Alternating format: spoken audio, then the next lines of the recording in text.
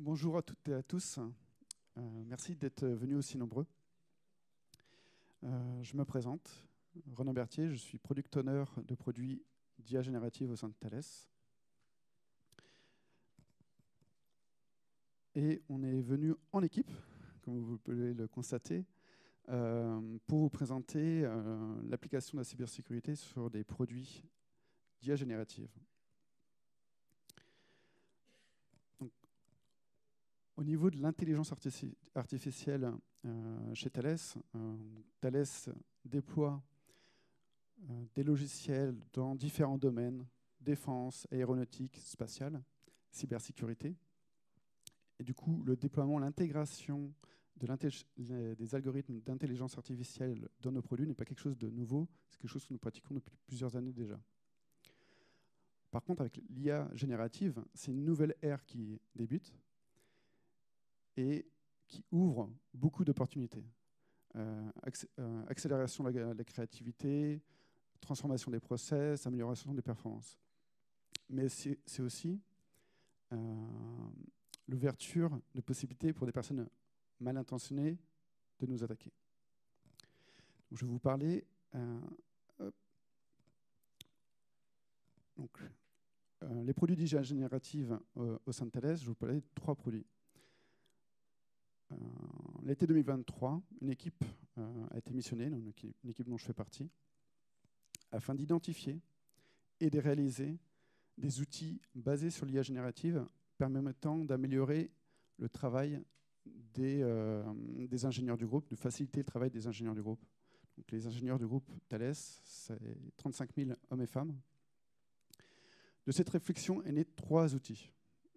Un premier outil, un web chat, donc un agent conversationnel générique, mais qui rend déjà ses services. Moi, en tant que product owner, je m'en sers régulièrement pour m'aider à écrire des epics, des user stories. Et c'est vraiment une aide très appréciée.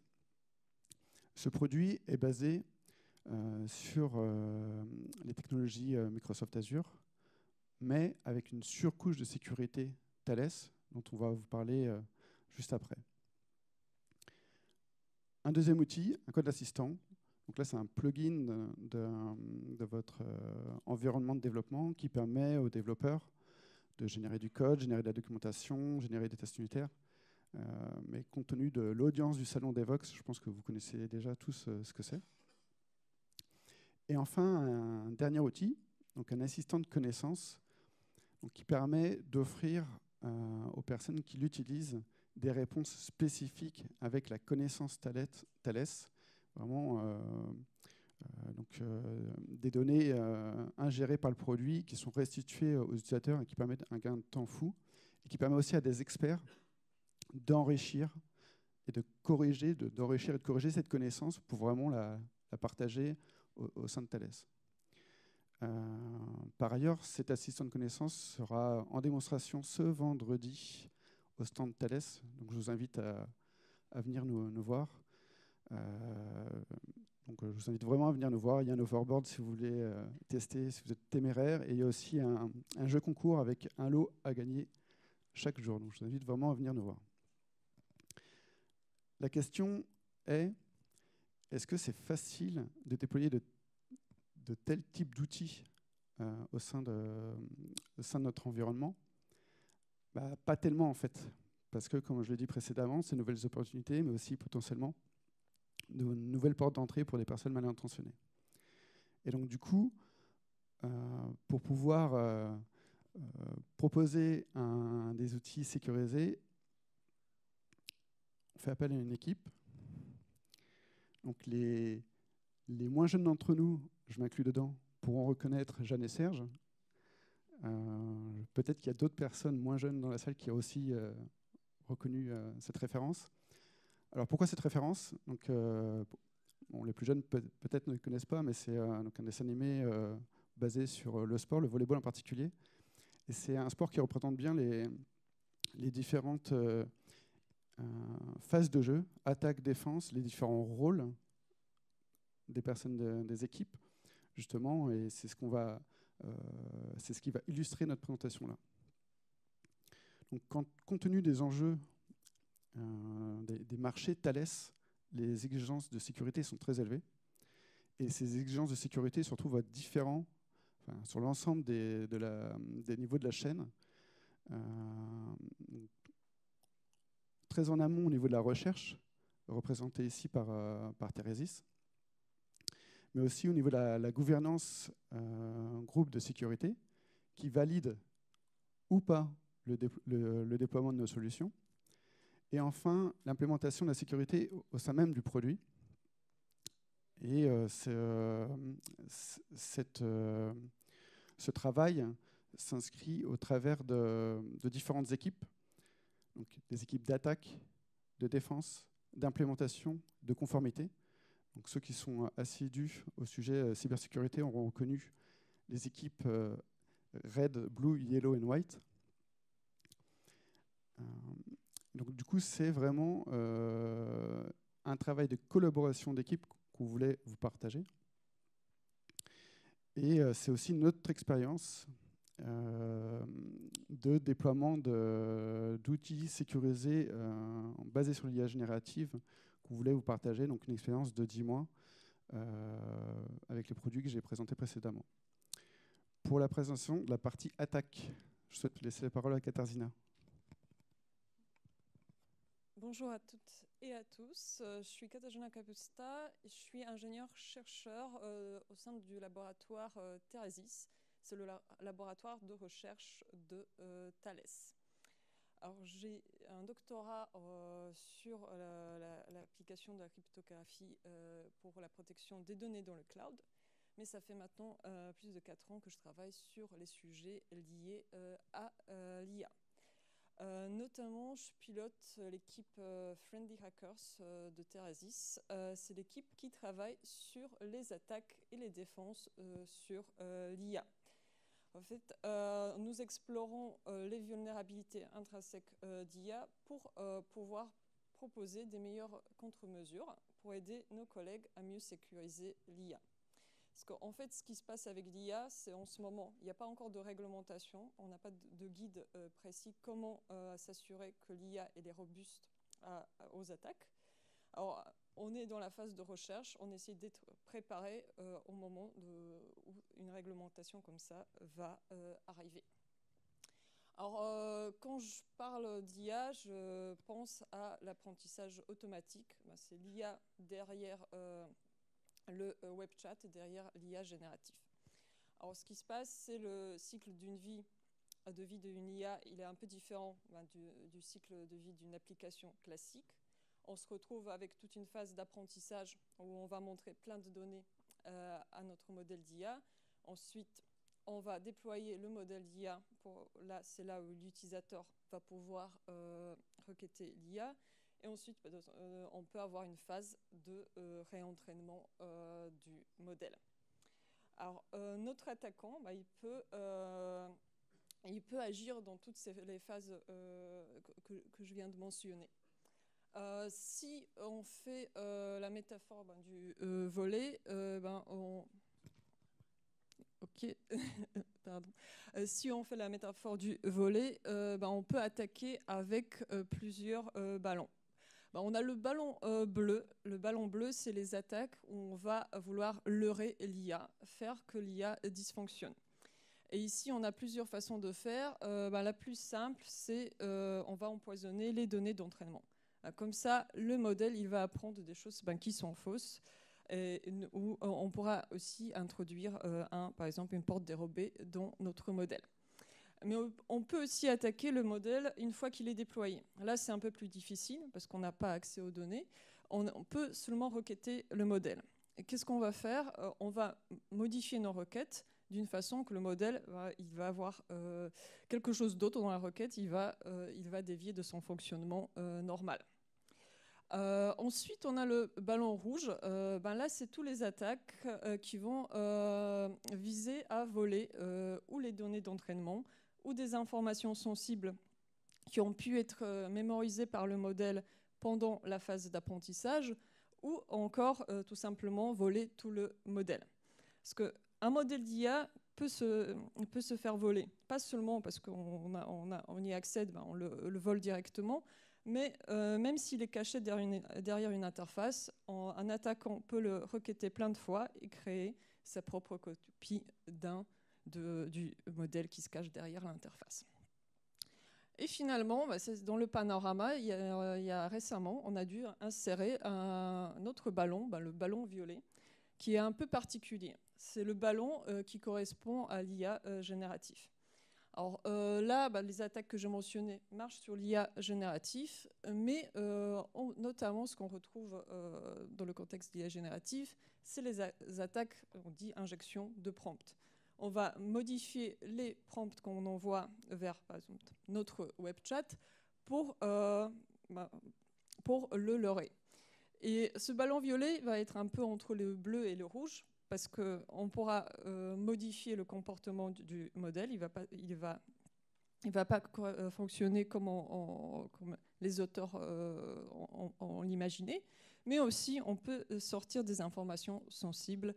On peut faire du rouge. Je passe maintenant la parole à Nicolas qui va vous montrer comment il a exploré les failles d'IA générative. Merci Katarzyna. Du coup, justement, je vais vous parler du red teaming et du côté des attaquants. Donc, je m'appelle Nicolas Bouillet, je suis ingénieur chez Thales depuis environ 1 an et j'ai eu la chance de travailler sur les outils d'IA génératif qu'on vous a présentés précédemment pour majoritairement faire du pentest. Donc, le pentest, c'est de l'analyse où on se met à la place d'un attaquant et on va essayer de trouver des contournements pour pouvoir exploiter les outils comme ils n'ont pas été pensés à être exploités. Et du coup, c'est très important dans un domaine autant à la pointe et qui est de plus en plus utilisé comme l'IA générative, parce qu'il faut prendre en considération des risques naissants et croissants sur ce genre d'outils. Donc, on a des méthodes qui sont plus classiques et des méthodes qui se héritent du fait des nouveaux outils à prendre en considération.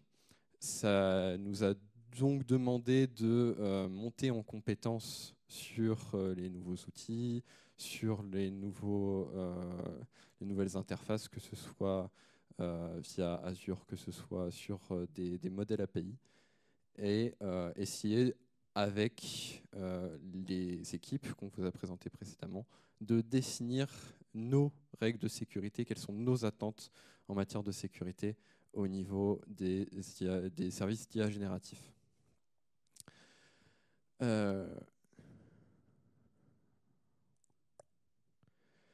Pour ça, il a fallu analyser le terrain, voir quels sont les points d'accès. Donc, nous, on a un web chat avec un accès par API. Et il a fallu essayer de voir comment on pouvait l'exploiter en tant qu'attaquant. On a dû se baser, vu que, comme l'a dit Katarzyna, notre web chat ne possède, l'IA générative n'a pas de réglementation stricte et précise pour définir les niveaux de sécurité attendus et comment les obtenir. On a dû innover et pour ça, on s'est basé sur notamment le top 10 de l'OWASP. L'OWASP qui est un organisme qui fournit en open source des réglementations, des conseils et des tops des vulnérabilités les plus courantes sur les outils. L'année dernière, ils ont développé notamment le top 10 sur les LLM, donc les modèles d'IA génératifs. Et c'est sur ça qu'on s'est basé pour faire notre analyse de risque. Et de cette étude, on a relevé qu'il y avait 4 risques majeurs, notamment le prompt injection dont vous a parlé Katarzyna. On a évalué qu'il y avait également des risques de fuite d'informations sensibles, notamment quand on est une boîte comme Thales, la fuite d'informations, on préfère l'éviter. Le déni de service des modèles d'intelligence artificielle, ainsi que la mauvaise gestion du retour d'un modèle d'intelligence artificielle. Parce qu'on a tendance à ne pas faire confiance à ce qu'un utilisateur va nous fournir en entrée, mais aujourd'hui, même le modèle en lui-même peut être problématique, peut être, comme on l'a dit, peut être empoisonné et créer des problématiques de sécurité. Donc, en prenant en considération tout cela, on a réussi, avec les équipes, à développer nos outils, nos réglementations de sécurité. Et en découvrant comment fonctionnait l'IA générative, on a aussi développé des attaques que je vais vous présenter maintenant. Donc, dans nos bottes secrètes, dans ce qui va être les attaques sur les systèmes d'IA générative au sein de Thales qu'on a pu tester, on a fait du prompt injection, un peu comme tous les testeurs en sécurité ont pu le faire avant nous. Et on a découvert de nouveaux moyens de faire du prompt injection. Mettons que actuellement, l'un des use cases principaux de l'usage d'IA générative au sein des entreprises, c'est la synthèse documentaire. Donc on vous fournit un fichier PDF, il est trop long pour que vous le lisiez, mais vous avez envie de fournir ces informations au modèle pour qu'il vous fasse un résumé court, compréhensible, avec les key takeaways, donc les points les plus importants pour pouvoir vous faire comme si vous l'aviez lu, obtenir les informations pertinentes et importantes.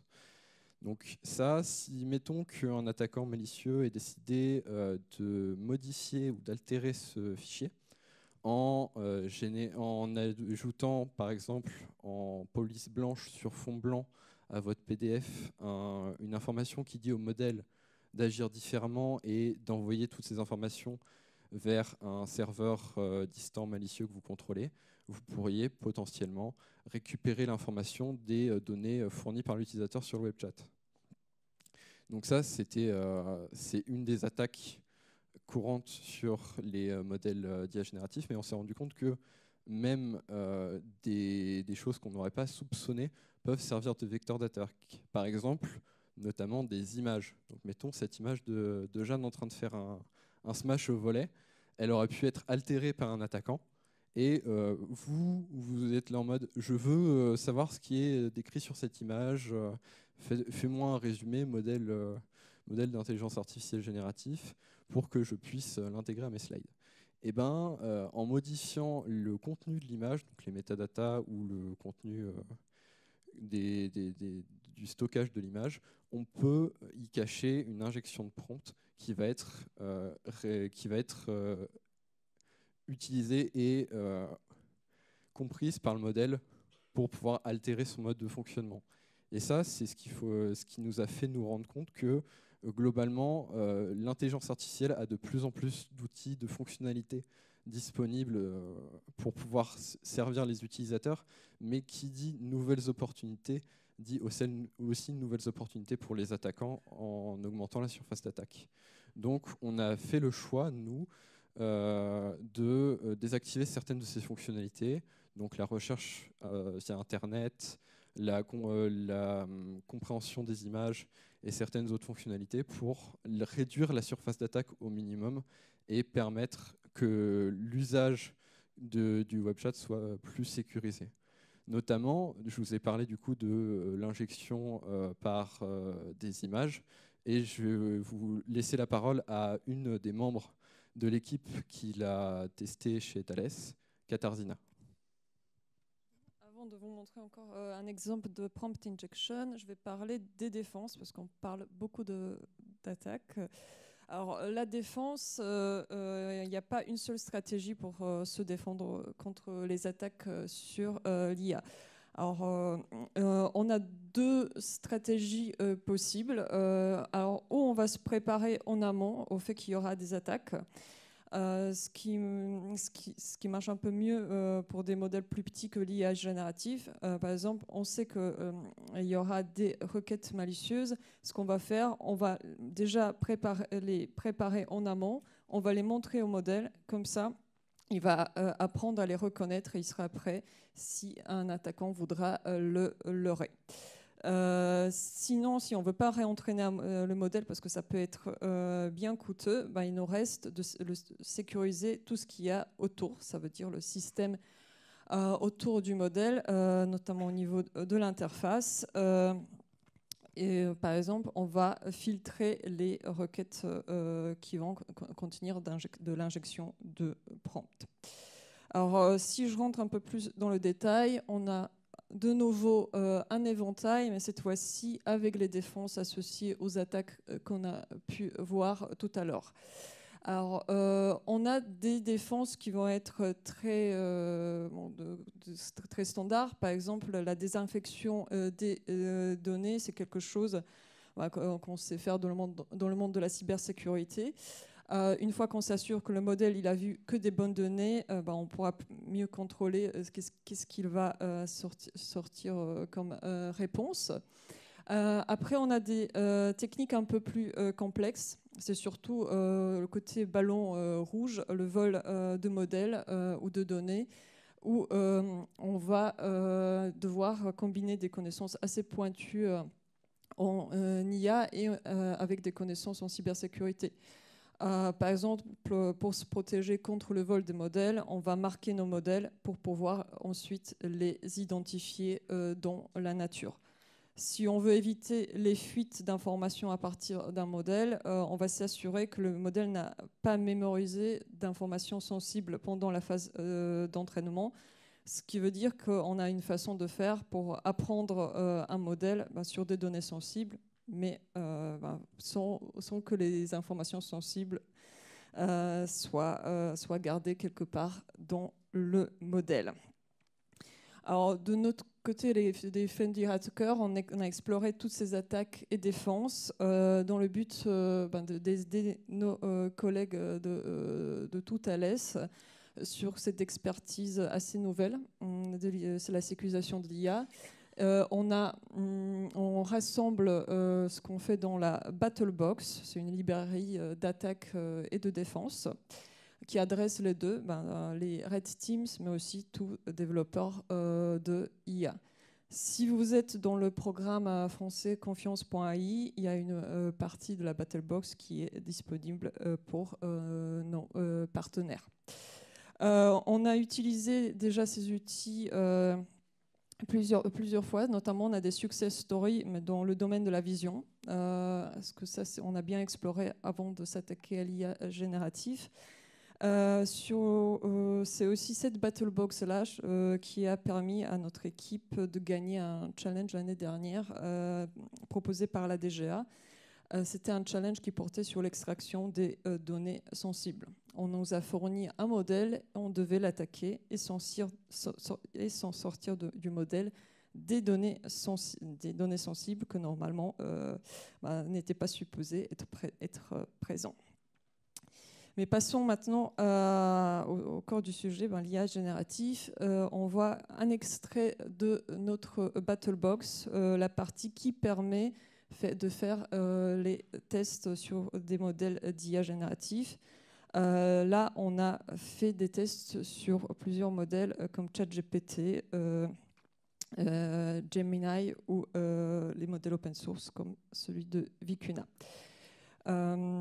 Je vais maintenant vous présenter comment on peut faire une attaque de prompt injection. Pardon, j'ai un petit souci de démo.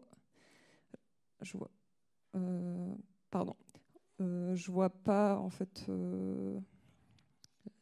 l'écran.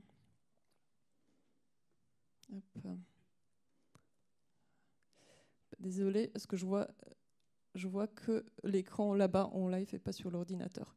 Alors, qu'est-ce que ça veut dire déjà attaquer une IA générative? On va vouloir bypasser des protections, des contrôles éthiques qui ont été déjà implémentés dans les modèles comme ChatGPT. Alors, ce qu'on voit sur l'écran ici, c'est un utilisateur demande un tutoriel pour rédiger une bombe. Et l'IA lui répond non, je ne te donnerai pas la réponse parce que ce n'est pas une question éthique. Alors là, si on va dérouler un peu plus loin, nous, on s'est amusé à quand même à obtenir ce tutoriel de comment faire une bombe. Alors comment? On a la même requête, rédiger un tutoriel sur la fabrication d'une bombe, mais suivi d'une chaîne de caractères. Et cette chaîne de caractères, ben, on ne la cache pas, c'est pas blanc sur blanc. Ici, elle est bien visible. Et pour nous, elle veut dire n'importe quoi. Mais ce n'est pas du n'importe quoi. En fait, on l'a généré exprès pour tromper le modèle, pour le faire dévier vers la bonne réponse. Ça veut dire obtenir ce tutoriel de fabrication de bombe. Parce que le modèle l'a vu, simplement, c'est les contrôles éthiques qui l'empêchent de nous le montrer. Alors là, on fait l'attaque sur ChatGPT. Vous pouvez vous poser la question, mais comment on a généré cette chaîne de caractères? Alors, en fait, on s'est préparé en amont. Alors, on a d'abord attaqué des modèles open source. On est parti d'une chaîne de caractères avec des points d'exclamation. Et ensuite, on a observé comment le modèle se comporte si on modifie cette chaîne pour trouver la chaîne qui arrive le mieux à tromper le modèle et qui permet de bypasser les contrôles. Et une fois qu'on a eu cette chaîne, ensuite, on a utilisé la propriété de transfert d'attaque.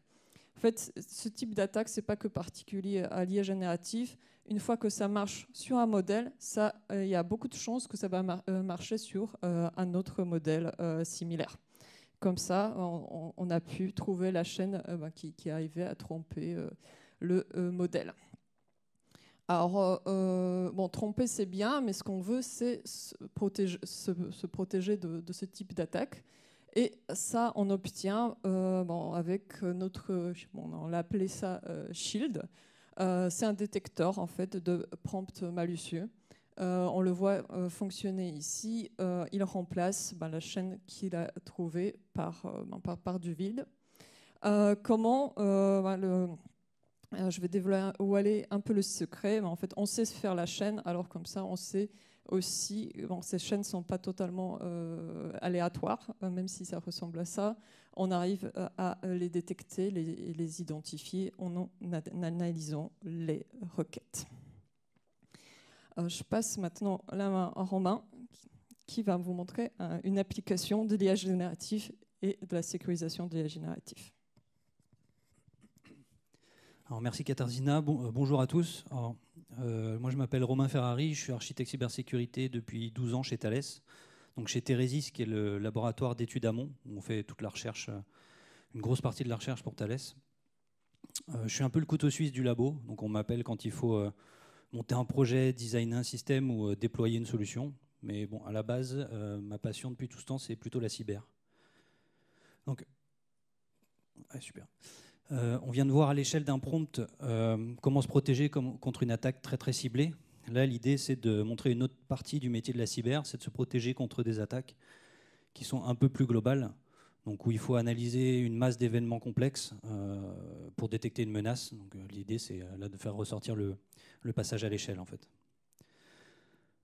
Donc, ce qu'on a choisi de faire, c'est d'appliquer cette techno des LLM, à un cas d'usage orienté sur nos axes métiers. Donc, un de nos métiers chez Thales, c'est le SOC, donc Security Operations Center. Alors, qu'est-ce qu'un SOC? SOC, c'est un des moyens de défense contre une infrastructure. Comment ça se passe? L'idée, c'est de collecter un max d'informations sur une infrastructure, sur la vie d'une infrastructure, collecter toutes ces données, les corréler. Donc, qu'est-ce que c'est ces événements? C'est des connexions, c'est du surf, c'est des mails, c'est tout ce qui peut se passer dans la vie d'un SI.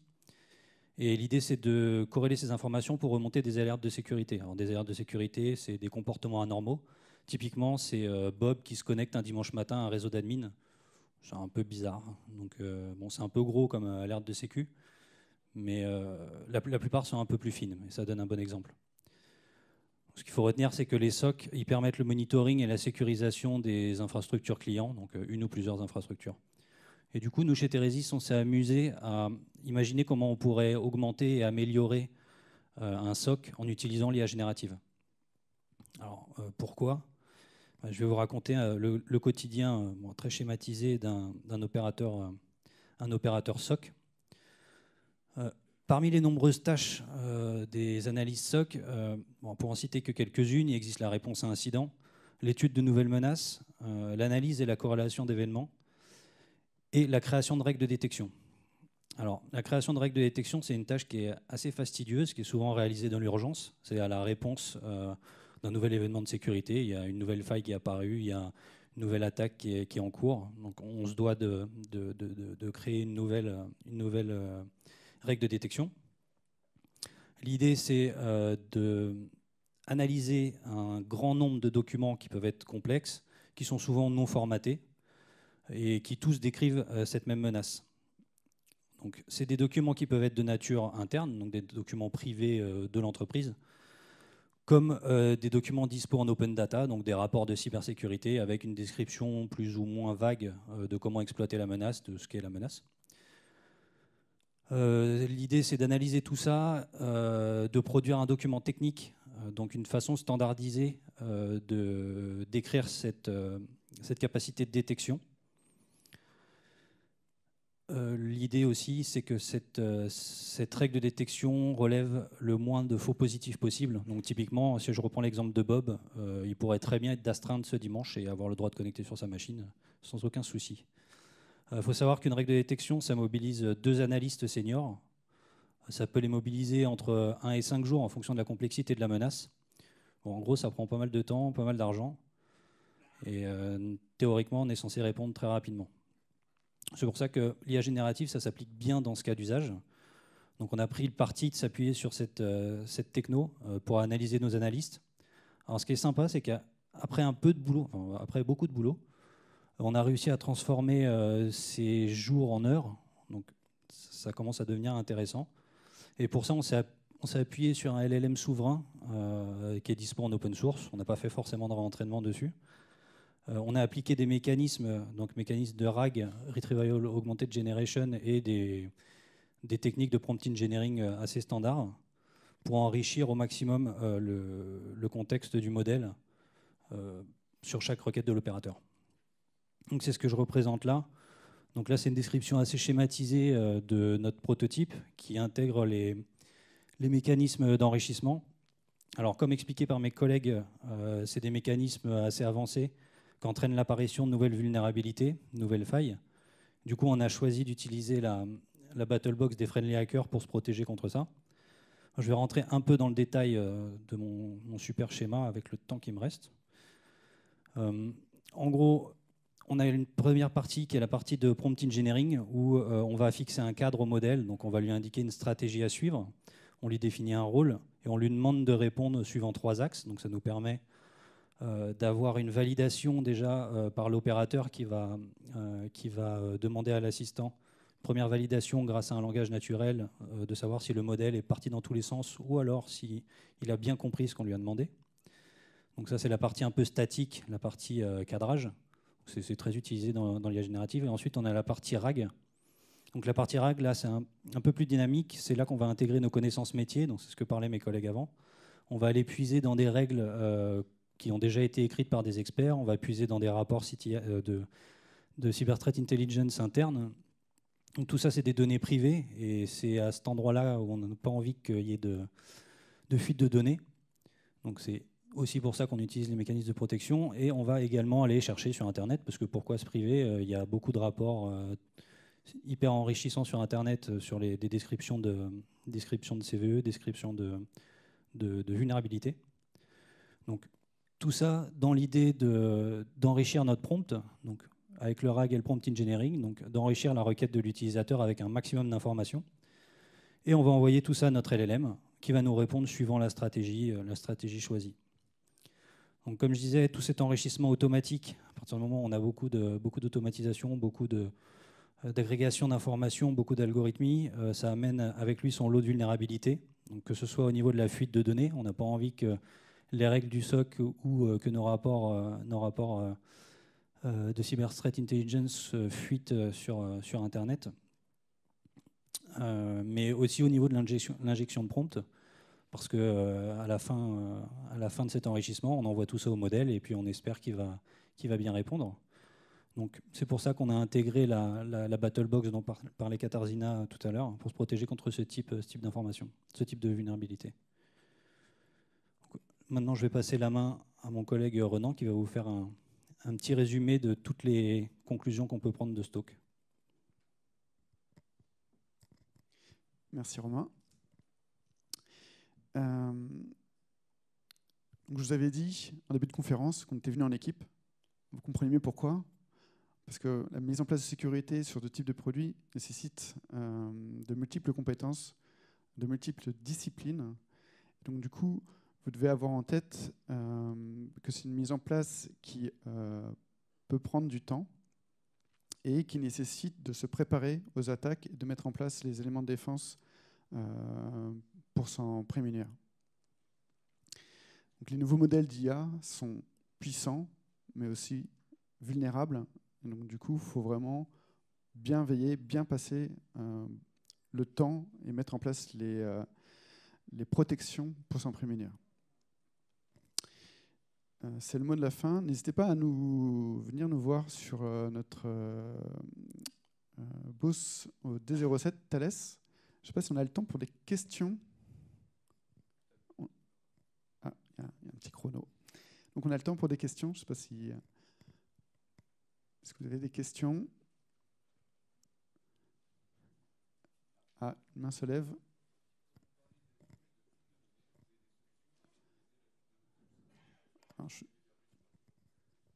Est-ce que vous pouvez vous rapprocher parce qu'on n'entend pas Du coup, des solutions pour essayer de mitiger les fuites de données sur Azure, c'est ça? Donc avec un modèle d'API dans Azure. Eh ben, on a des solutions. Il y a des solutions directement qui sont mises en place par Microsoft Azure eux-mêmes. Et après, on peut mettre en place un DLP, entre gros guillemets, donc qui va mettre en place des règles pour identifier, au même titre que là, on avait des règles pour identifier des attaques de prompt injection. Vous pouvez avoir des règles pour... Je vais monter sur ça. Des règles pour identifier des données sensibles de votre entreprise, donc avec des règles que vous allez créer vous-même, dépendamment des données que vous devez manager. Et de ces règles, du coup, vous allez pouvoir faire de la détection, que ce soit au niveau du prompt utilisateur, donc ce qui va être envoyé, mais aussi ce qui va être ressorti, dépendamment de si vous utilisez un modèle API ou un modèle plutôt on-prem. Ça répond bien à la question?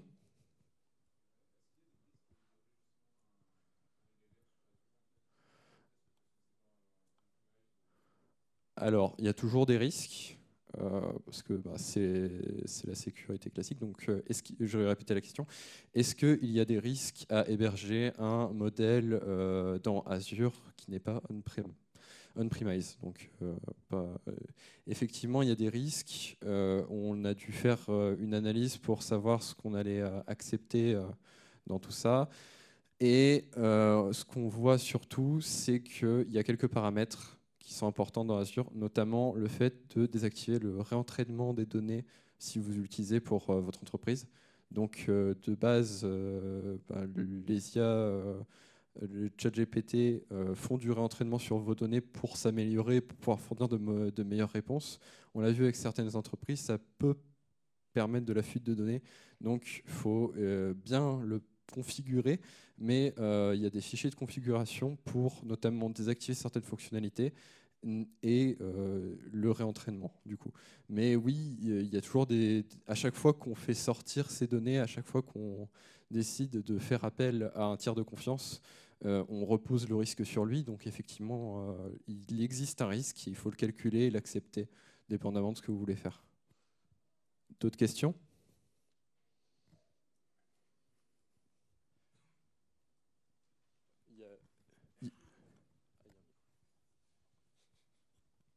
Merci pour la présentation.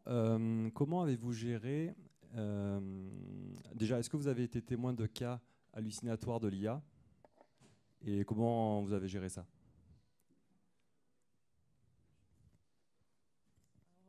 Je parle pour l'équipe de recherche. Alors les hallucinations, c'est pas pour nous, on le regarde un peu moins parce que c'est pas tellement un problème de sécurité. Ça, ça revient à regarder les performances du modèle, la robustesse. Alors on n'a pas de solution à proposer. à part demander une vérification de source, une chose aussi qui peut limiter les hallucinations, par exemple, ce que Romain a présenté, la solution RAG, elle est moins propice à ce type de problème. Alors ça, c'est une des pistes. Et sinon, aussi, le modèle hallucine parce que justement, on veut un peu le faire créatif. Alors si on le limite ça peut donner le contraire de ce qu'on voudrait avoir. Si je rajoute juste une chose là-dessus, il y a des capacités aussi, il y a des méthodes qui existent pour pas prévenir les hallucinations, mais mieux les repérer. Donc on peut valider la réponse du modèle en utilisant soit d'autres modèles un peu configurés différemment, soit des modèles complètement différents, avec un mécanisme de juge et jury. Donc on va faire élire la meilleure réponse. Ah oui, d'accord. Donc il y a ces mécanismes qui existent. Mais on travaille dessus dans le prototype que j'ai présenté pour valider justement la sortie et être sûr que c'est quelque chose qui est cohérent, qui a bien été compris, qui a bien été, la stratégie a été choisie de la bonne façon, etc. Ok, super, merci. Je crois qu'il nous reste encore un peu de temps ou pas? Ouais. Je crois qu'il y a une question. Ouais.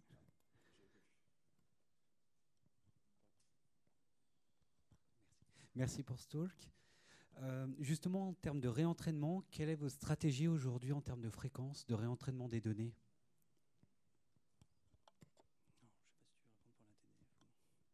Si je réponds pour l'équipe de recherche, nous, on ne va pas s'orienter vraiment vers le réentraînement, on ne va pas se positionner au niveau des pure players.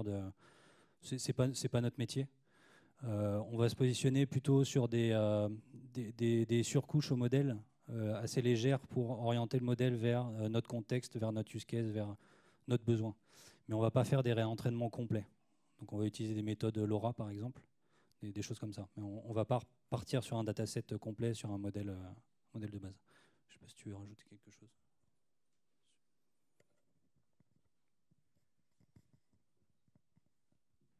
Oui, pour le réentraînement de modèle, déjà il faut constituer des données, un dataset vérifié. Et donc en fait, ça dépend de l'utilisation du produit. Parce qu'il faut constituer un dataset question-réponse, réponse vérifiée, qui soit assez volumineux pour avoir un impact. Et donc en fait, déjà c'est une première étape qui peut prendre du temps, parce que déjà il faut les créer.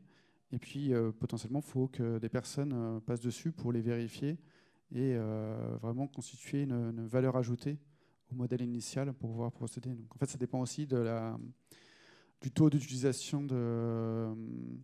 du produit et du coup, la génération d'un volume assez important pour pouvoir l'entraîner. Une dernière question, peut-être ?